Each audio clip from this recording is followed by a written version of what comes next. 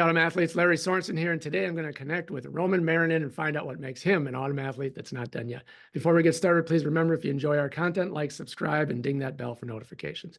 All right, let's begin. Roman, thanks so much for joining us today. Why don't you kick us off with an introduction of yourself?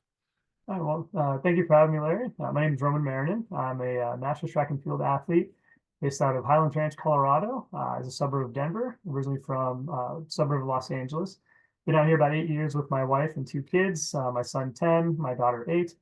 I work in, I guess, finance technically, although I'm a director of operations, so I'm not really in the financial component of it. But so I have an office job. I work remotely. I've been doing that since I've been out here, and it's been nice to have that flexibility to be able to go out and get after those athletic endeavors that I enjoy. Well, great to meet you.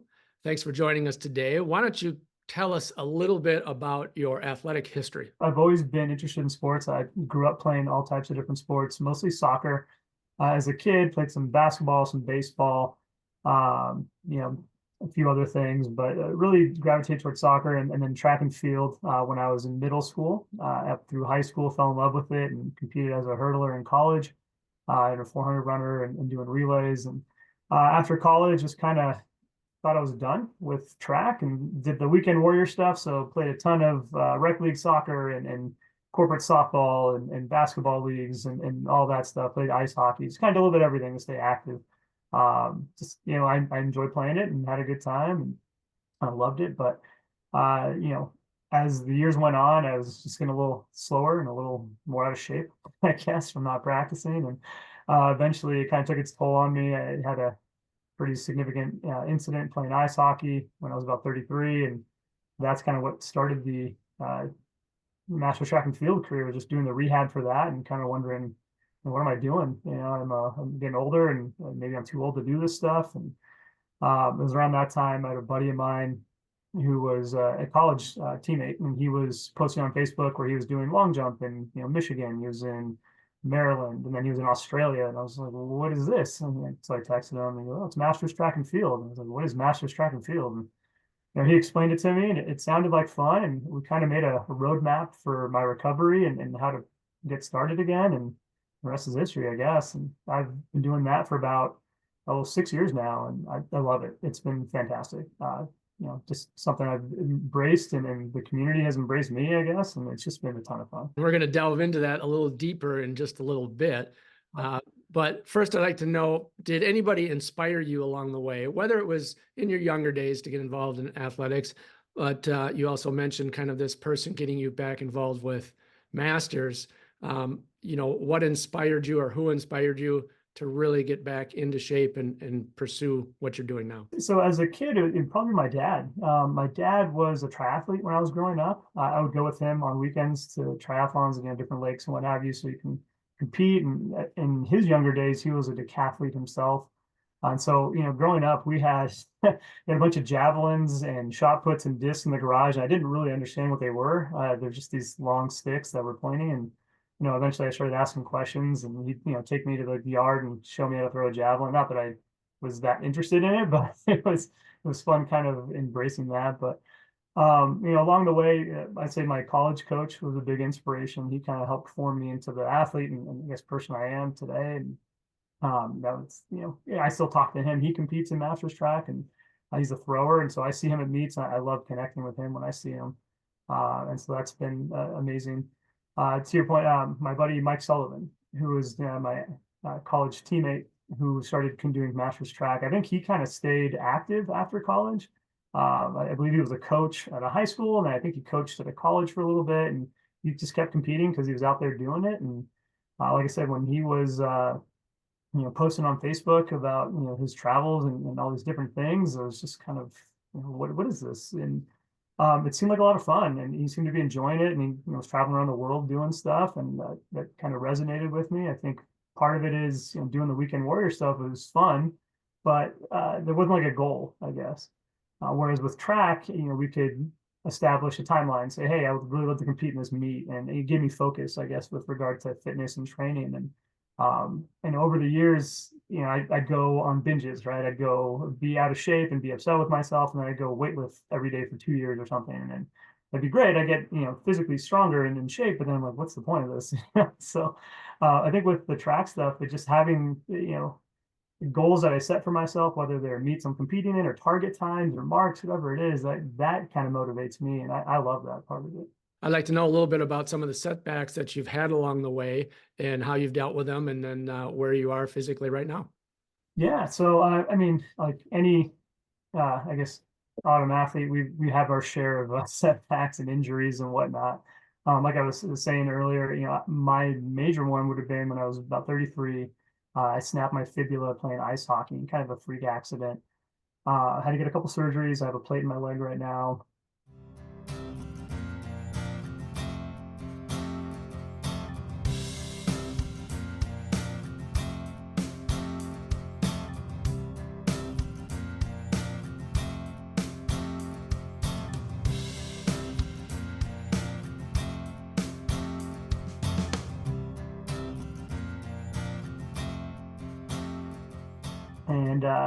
And that is what kind of prompted the starting Masters track again. But even from that, when you're starting out, you think you're 20 again, I guess, and you go a little too hard too quickly, and your body protests. And so there's always some type of nagging injury that I had, hamstrings mostly. I'd say along the way, I've had, say, an MCL sprain from training for a triathlon, just to kind of honor my dad a little bit. I've had some tearing in my hip labrum, I think, when I was trying to learn throws without any coaching and just chucking something and hurting myself. I've had another MCL sprain playing soccer, about a year ago. A few other things, and they set you back. Some are minor, some are a few weeks, some are a few months. It just kind of depends. And one thing I would say I've been benefited by is just have a great PT I work with. So when I do have these injuries, she's able to bring me back along, give me a plan to bring me back. And oftentimes tell me to stop so I don't hurt myself further. But and she's been great, and that's been very helpful. Right now, I'm feeling pretty good. I was competing in our indoor championship in March, and that was probably the first nationals I've been to in a couple of years where I've been healthy, and it felt great. And there's always some little fatigue or something, but nothing catastrophic. Mm. And right now, I've been back in training probably a month now, mostly with technical work and then running the last couple of weeks. And I'm feeling pretty good, all things considered. There's always something, yeah, but nothing major, just a little nibble here and there. But, yeah, so far, getting ready for outdoor season. Tell us about some of these successes that you've had, times, points, records, and so forth. Yeah, no, I've been very lucky. When I started all this, I think I wanted to maybe beat 55 seconds in a 400 and maybe attach myself to some good people and get on a relay at nationals and maybe win a national relay champion, something like that. Like I didn't have such lofty goals. I guess I just wanted to have fun and get back in shape. And over the years, it's been a lot. It went a lot better than I was expecting. I guess over the years, I've won something like 30 national titles. I'm not exactly sure how many. I'd have to count them up. A few regional titles, got NCCMAs, a couple of world titles in the 400 and 4x2, silver medalist in the 400 hurdles, and again in the 4x2. I've set an American record with a group of guys in the shuttle hurdle relay last year in outdoor national championships. And then back in March with my buddies, we set indoor 4x2 world record for the M40 age group. So none of these things I had planned or thought about. I just been really lucky, I guess, and very fortunate. So yeah, it's been an amazing ride for sure. So who are the guys you set that world record with in March? Yeah, so it was Antoine Eccles, Rand Dunn, and Rondrick Parker. So Antoine and I were teammates on Joy's Jackrabbits. Rondrick and Rand are teammates on Atlanta Track Club. And, it was funny. A couple of weeks before nationals, I think Duran and Tony were talking and saying, hey, we're all there. We're all healthy. I think we have a shot at this world record. What if we go for it? And at the time, we had told our Jackrabbit teammates, oh, we'll run a relay with you guys. It'll be great. And this opportunity presented itself. We weren't quite sure what to do. And we talked to them about it. And they said, look, you guys, how often are you going to get this chance? Like, give it a shot. And And it worked out great. I mean, we broke the record by I think a full second, which is awesome. And it's just was an amazing experience. You've had a great indoor season. What's on the horizon for you? A couple local meets coming up in the next few weeks. I'm trying to get a bunch of events in. I have a combined event championships in June out in Charlottesville, Virginia. So I'm doing my first decathlon. Over the years, I started dabbling in combined events, doing heptathlons, pentathlons. I haven't done a full deck yet. So I kind of just been building up towards that. So looking forward to that. And then we have the national championships for masters in Sacramento in July, and then the WMA World Championship in Sweden in August. And that one I'm trying to do the decathlon and the 400 hurdles, which seems kind of crazy when I think about it, but it should be pretty fun, I hope. So with the decathlon, what would you say are your strong events, and what are the events that you are working to, just get by on? Yeah. My strong events are, the running ones, the 400, the 100, the 110 hurdles, and the 1500 to some degree. Long jump is a better event for me. The ones I'm just trying to survive through throws. I am not built like a thrower. I'm not particularly good at it. The disc is fun. The javelin I could see being fun eventually. I really hate the shot. The thing is just so heavy for me. It is meant for someone who's twice my size, and so it is just it's embarrassing almost. Pole vault and high jump are fun. They're challenging. They're very technical, and just trying to learn it at 40 or 39 or what have you is proving interesting. But it's fun. I love learning new things, and so part of the reason I kind of gravitated towards the combined events was just I get to learn new events, right? Whether it's disc or high jump or pole vault, whatever it may be, and it's super fun. It gets very frustrating at times for sure, but it's I love learning, and to be honest, like I'll probably never set a PR in a 400 or 400 hurdle again. That ship sailed 20 years ago, but I can get better at disc. I can certainly get better at shot.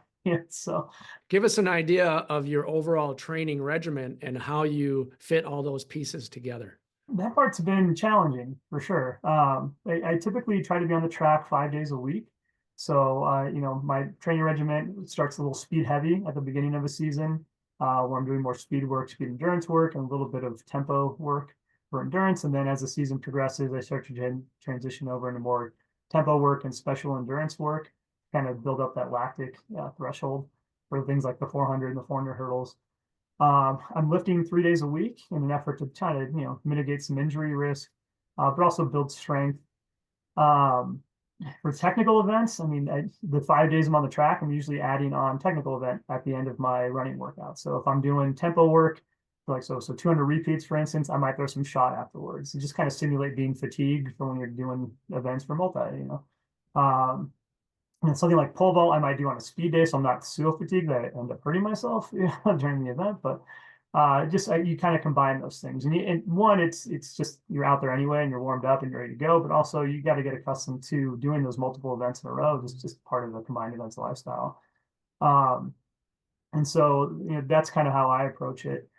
Uh, Trying to think, the days I'm not lifting, I might do some body weight work, or I might do recovery. So, I have some Normatec boots I sit in, or I'll go to the PT, where they have equipment I can use, or, I just rolling out in a foam roller, getting a rolling stick and doing that sort of stuff, and just trying to take care of the little things. I learned that helps a lot over time. So you mentioned that you're an overall general weekend warrior kind of athlete. Now, at this point, with such focus on the track and field, do you still participate in some of those auxiliary events, or have you decided to shelf that stuff and stay away from the injuries?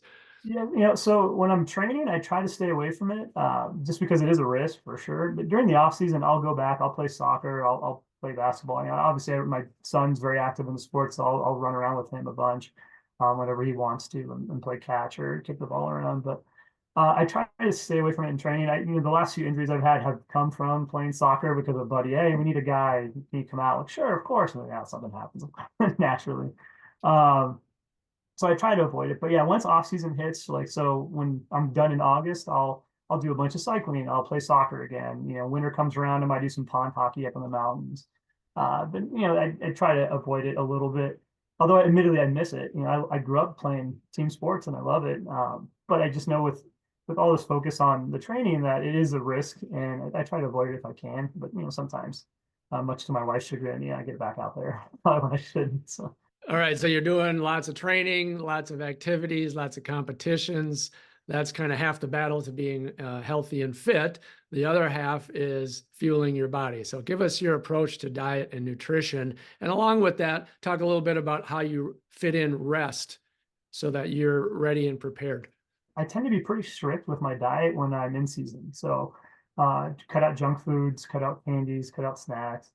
Uh, yeah, solid breakfast. It's usually got some toast, eggs, fruit, juice, yogurt. Lunches, soups and salads, and you know, sandwiches, things like that. More fruit again. Dinner, it can be kind of anything. Yeah, with kids, little kids, you have to, cater to them a little bit too. Not that I'm having dino nuggets all the time, but they do present themselves from time to time. But I try to eat pretty well balanced, healthy when I'm training. It's funny, I was talking about Tony earlier. We have very different approaches to diet. He eats like a small kid, so it's something about hot dogs and candy and donuts, and we tend to room together when we go to these meets, and so he's eating like that, and then I'm like having my chicken salad and like tons of water, and he hardly drinks. And so it's just, over the last couple of years, I think I've gotten a little less strict with my diet. Just because I know he's on one side of the extreme, I'm on the other. There has to be a middle ground that exists where we can still find success, but not deprive ourselves of all joy, or in his case, maybe all health. First couple of weeks of that, when the season's over, I go for it. I had tons of fast food and cookies. I love cookies, tons of chips. I just, I got to give myself a week or two to just, enjoy it, for sure. And then, I'll kind of be less strict, not too crazy, but I'm not trying to, go hard after the junk food like I am those first few weeks. But after a while, my body also just, I need a salad or something or a vegetable. So What motivates you to drive hard and push for these competitions? And then along with that, with all those things going on, how do you actually structurally fit it into your lifestyle? it's been hard, especially as the kids have gotten older and, they've taken on more sports, or my daughter does a lot of dance and like junior cheerleading and things like that. So, weekends have been devoted to really shuttling them around. I fit in meets where I can. So there are often times where I create a list for the season, like here are all the meets that are around me. I want to do these. And then I start putting ideas together, and I look at the calendar. It's like, okay, well, my son has a soccer game that day. I can't go. My daughter has ballet recital. I got to miss that. So you make adjustments. Um, in terms of fitting it all in, I tend to wake up pretty early. So I'll go to the gym to lift at say 5:30 in the morning. I tend to work out usually around lunchtime, just so I can get, it's a kind of standard break in the middle of the day from my work life. Although, because I am working from home, I do have some flexibility to, if I need to do an early morning workout just to beat the heat or something like that, or what have you, I can do that. In terms of the motivation side of things, I think for me, it's just, I really love the competition side of it. The training's tough. It's challenging when you're by yourself. It's lonely, and it gets hard. But when I do get to the meets and I see my friends and I'm in the blocks, and the gun's going off, and you get that adrenaline rush and that feeling of accomplishment when you're done with a race or an event or what have you. Yeah, maybe things don't always go your way, but you're out there doing it, right? And I know so many people that aren't or can't, and I've been there myself to some degree, and I find that motivating. I think for me as a master's athlete, when I'm at the event and I'm seeing the 70-year-olds doing hurdles and 80-year-olds pole vaulting and doing high jump, I'm like, man, I want to be that someday. Like that gets me going. And what I love about their stories when I talk with folks like Crystal Donnelly, who's down in Colorado, and she's been doing masters track and field for 40 years, right? And she's been competing with some of the same people for 30 to 40 years. Like the friendships you form, the bonds you make with those people, I love that. And I think that's kind of what drives me a little bit, and that, and just kind of seeing, how long can I kind of stay in this relative space, same speed, same marks, before I really start to decline a little bit. Father time is going to catch up at some point, but how long can I stay, viable and in shape and competitive? And I think it's just it's fun, it's a hobby that gives back. I get to, work out and stay in shape and hang out with my friends and travel around the world and do fun things, and it's my hobby and I love it. So I see you have your USATF jacket on. I know you're involved beyond just competing. So tell us a little bit about what your involvement is with the USATF. Yeah, so I'm the Masters Track and Field chair in Colorado. I'm also the Mid America Regional Coordinator for the Mid America region, which is comprises of like 8 or 9 associations and states. I'm on a couple, or I guess 3 uh, subcommittees. So I'm on the awards subcommittee, the Hall of Fame committee, and the communications committee. I'm also a certified official, and I kind of got involved in all that. Just when I started out, you know, my buddy who got me back into this, who kind of exposed me to Master Track and Field, he was dabbling with the combined events, and he kind of talked me into it. So I started going to meets, and I'd throw discus. And I clearly don't know what I'm doing, and it's very apparent to the people that are there. And what was amazing is they would come up to me, these older gentlemen, be like, "Hey, you look like you're new at this. Would you like some help?" I was like, "Oh my God, please, yes, I would love some help." So they kind of took me under their wing, and they would coach and critique and provide feedback. And everywhere I went, it was kind of like that.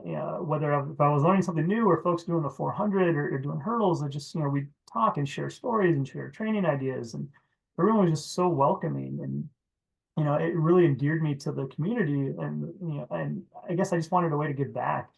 And so I got some phone calls from folks as our elections were coming up in our area, and they asked if I'd be interested in maybe taking on a position. And I thought it'd be a great way to do my part to give back to the community that has really embraced me and provided me with a lot over the years. So that's how I got involved, and it's been great. Getting the exposure to how these big meets work and how they operate, and what it takes to put on a regional championship, let alone a national championship or world championship. For the folks that show up, it's great, and when things work seamlessly, it's perfect. But there's so much behind it and so many people, and just having that exposure just makes me even more grateful for having the opportunity. Would you have done anything differently athletically, or are you just happy with the way it all worked out?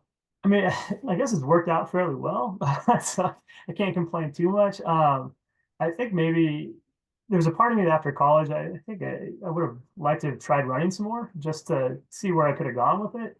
But at the time, I think I was just so kind of done. I was tired, and my body was a little worn down. So for me, I mean, maybe just being more focused on being active in my 20s. I mean, I was, like I said, that playing soccer and hockey and basketball was great, but you show up, you stretch for 3 minutes, you go play a game, and then the next day you feel like crap. That's probably not the right way to go about it. So maybe spending more time being focused on that, and stretching, for sure. Stretching, my goodness, I got so inflexible over the years, and I wasn't flexible to begin with. So it's a hole I've been digging myself out of. And so would I've done things differently? I don't know. I think life takes you on the path it's going to, and this path is been a fun ride, and it's worked out. And yeah, there's been some things I wish I didn't have to do, like go through leg surgeries along the way. But I, had I not gone through that, I don't even know if I'd be here right now. Maybe I would just be playing casual hockey on the weekends or something. So it's always things happen for a reason, right? So, If you could take your secret sauce and bottle it, what would be the recipe? okay, that's a tough one. I guess for me, I don't know if there's so much a secret sauce. It's just getting out there and trying new things, and showing up on the days where you just really don't want to, and you're just kind of not feeling it, and but going out there knowing that you have a goal, you have something you're trying to get better at, you're something you're trying to achieve. And those days that you aren't feeling it, those are the days where you make the most gains, I guess. And staying focused. I coach at the local high school, and I tell the kids the most important thing you can do is be consistent. Just show up and put the work in, day in, day out, week in, week out. It's so easy to just say, oh, not today, and I just, my leg hurts a little bit. I'm just gonna, look, you have to listen to your body for sure. And that was one of the first things I learned doing Masters Track and Field again. But there are the days where you're making excuses, right? And it's easy to do it.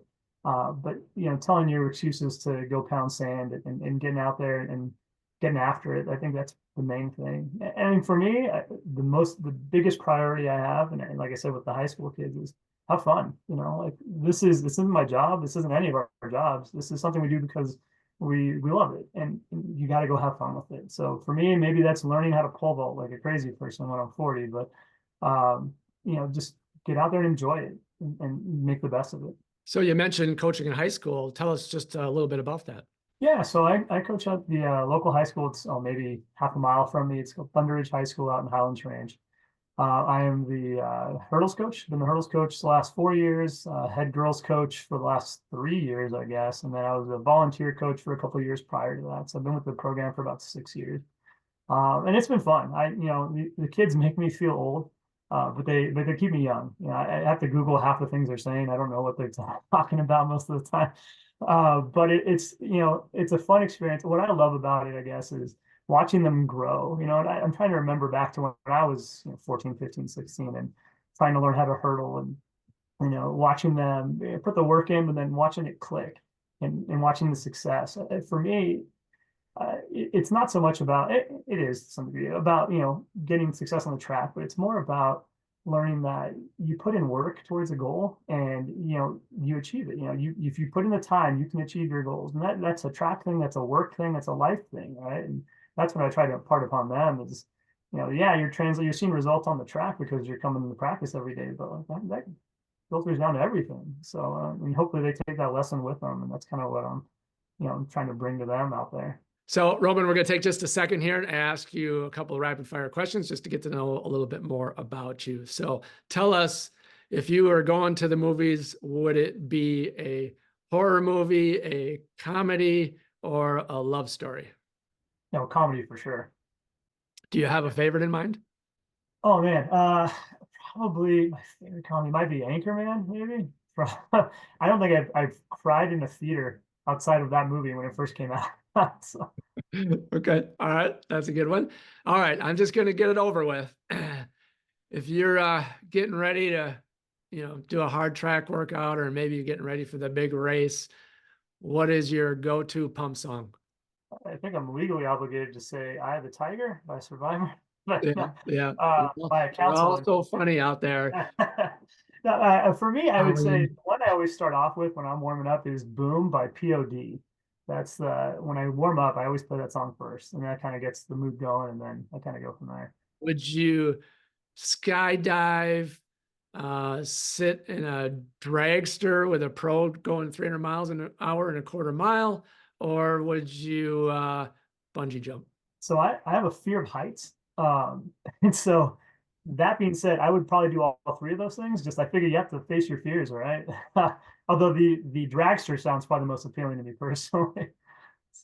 Yeah, that would be fun. Kind of scary, but fun too. Yeah, Oh, easy one. What's your favorite color? probably blue. Hard workouts done, the kids are in bed, and you just want to relax for a minute. Is it um, a movie, a podcast, or a reality TV show?